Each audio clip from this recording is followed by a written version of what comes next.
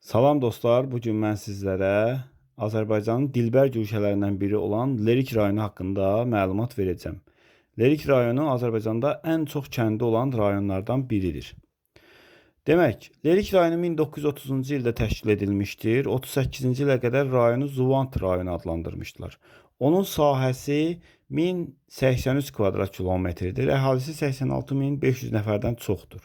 2020-ci ilin məlumatına əsasən əhali sıxlığı hər kvadrat kilometrə təxminən 80 nəfər düşür.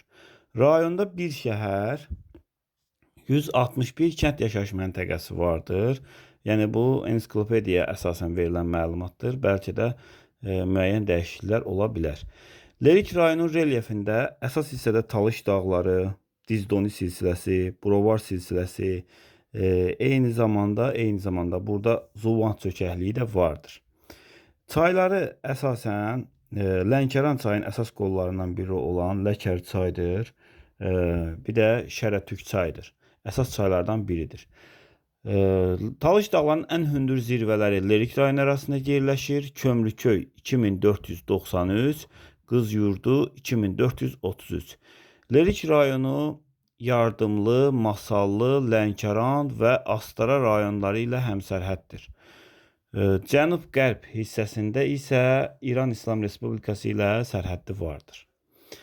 Lerik rayonunda Azərbaycanın ən qədim yaşayış məntəqələrindən biri, daş dövrünə aid olan yaşayış məntəqələrindən biri Buzeyir mağarası yerləşir. Təxminən bu hissədədir. Buzeyir mağarası. Təbiəti, Lerikin bitki örtüyü əsasən kollu və seyrək meşələrdən və dağ meşələrindən ibarətdir. Meşələrində palıd, vələs, fıstıq, qoz, dəmir ağac, azad və sair kimi ağac növlərinə rast gəlinir.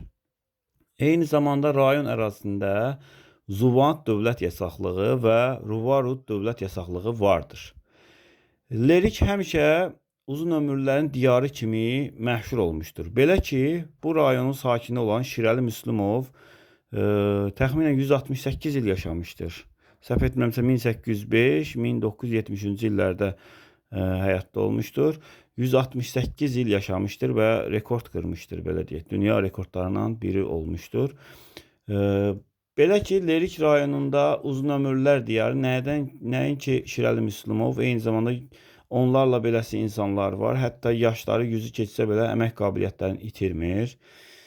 Sonda onu deyə bilərəm ki, Lerik rayonun belə deyək, relyefi çətindir. Payız aylarında yağan yağışlar zamanı kəndlərə gediş-gəliş çox çətinləşir.